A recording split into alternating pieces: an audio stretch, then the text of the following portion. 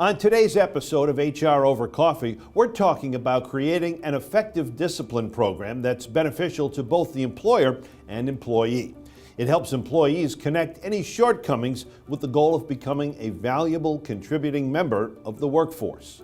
Documentation created as a result of the discipline process can also help protect an employer in the event that a termination or other adverse employment decision becomes necessary.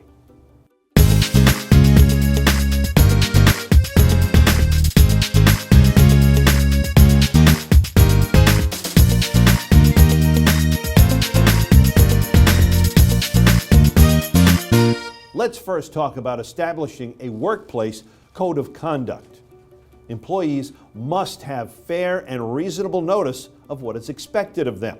They need to know the parameters of permissible and prohibited conduct in the workplace. Rules should be clearly communicated to all employees in writing. They also need to be compliant with all state and federal laws. And they need to be consistently and fairly enforced. There are as many variables in workplace rules of conduct as there are employers. Employer rules generally fall into one of the following categories.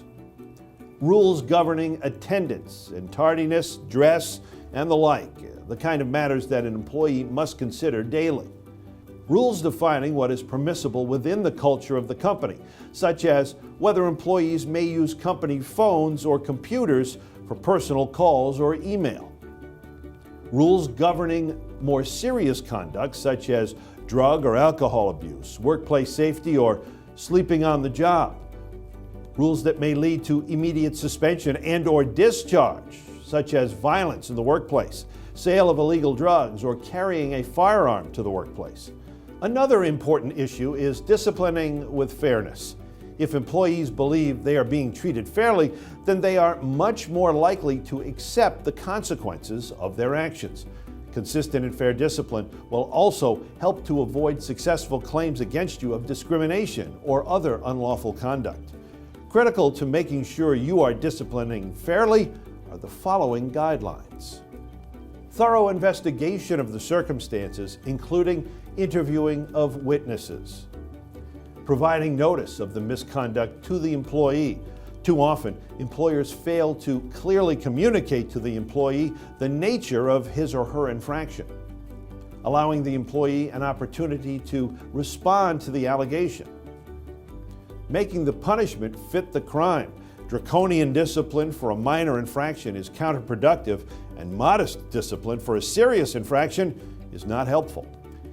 An employee should have the right to appeal a disciplinary decision to a person above the rank of the one issuing the discipline, and that person must not be involved in the initial decision.